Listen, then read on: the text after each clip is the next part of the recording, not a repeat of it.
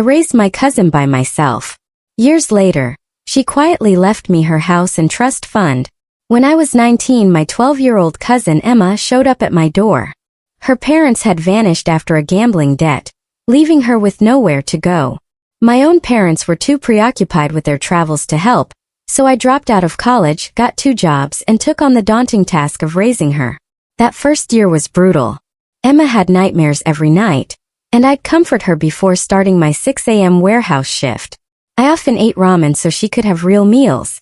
My parents' only contact was a dismissive Christmas call and a $50 gift card from Europe.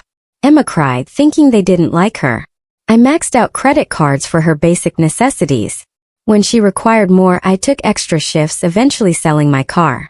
The hardest part wasn't the constant struggle.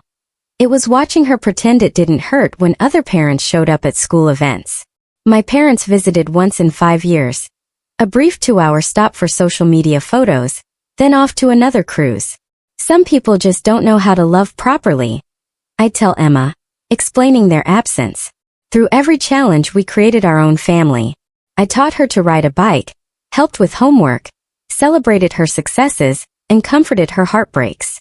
It was just us, and it truly felt like enough. Years later, Emma earned a full scholarship to law school. 10 years after that, she handed me an envelope. Inside, the deed to a beautiful 3-bedroom house and paperwork for a $400,000 trust fund, all in my name. It's the insurance money from my parents, she explained. I've been working with lawyers since I turned 18, saving every penny. This is yours. You earned it. 2 weeks later, my parents, having heard about my sudden wealth, suddenly appeared, ready to discuss my financial future as a family. But Emma walked in with her law professor. Actually, she announced, the trust contains a special clause. Anyone who abandoned family members cannot benefit from or influence these assets, ever. Their faces went white.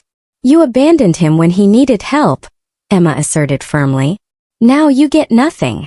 They stormed out, screaming. Emma simply smiled. Real family takes care of family.